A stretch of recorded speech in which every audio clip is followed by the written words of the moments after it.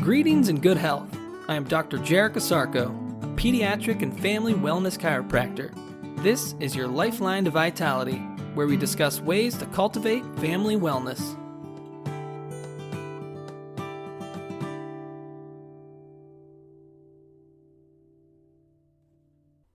Good day and great health. Welcome back to another edition of your Lifeline to Vitality.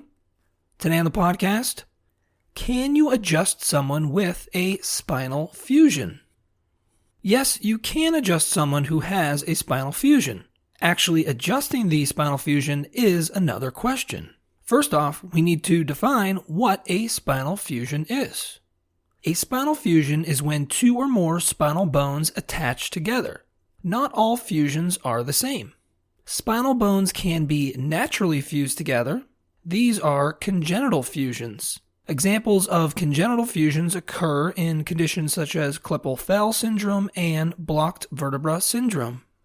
Spine bones can be pathologically fused together. These are acquired fusions. These types of fusions are seen in conditions such as tuberculosis and juvenile rheumatoid arthritis. It can also occur with different types of physical traumas.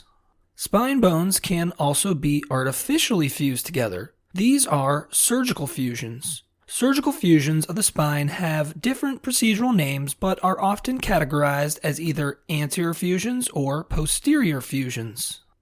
All fusions change the biomechanics of the spine. If spinal bones are fused, mobility is compromised. Joint mobility is significantly decreased. Because of this, joints above and below the fusion compensate for this lack of movement. They become hypermobile. This means there is more than usual movement and mobility in the joint. So, can you adjust a spinal fusion? When adjusting someone who has any type of fusion, precautions are warranted. It will depend on the type of fusion, the location of the fusion, and the individual situation.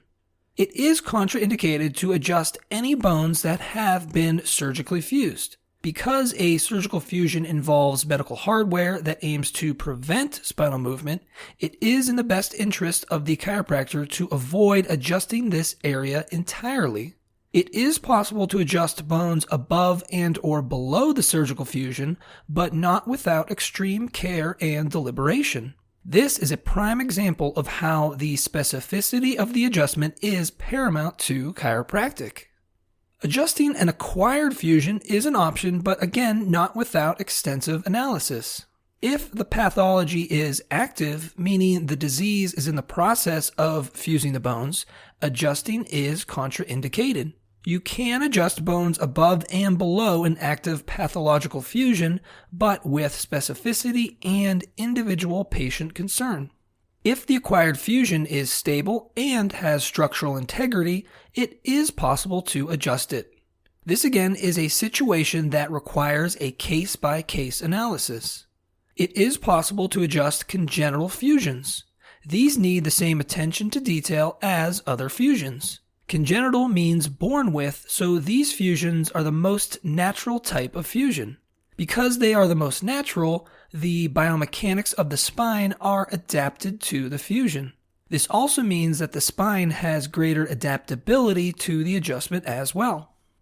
One of the biggest questions a chiropractor needs to answer before providing any correction is, does the patient's body have the potential to adapt to this specific adjustment in a positive way? Fused vertebra or not, the degree of certainty to this answer will determine how the chiropractor will proceed with an adjustment.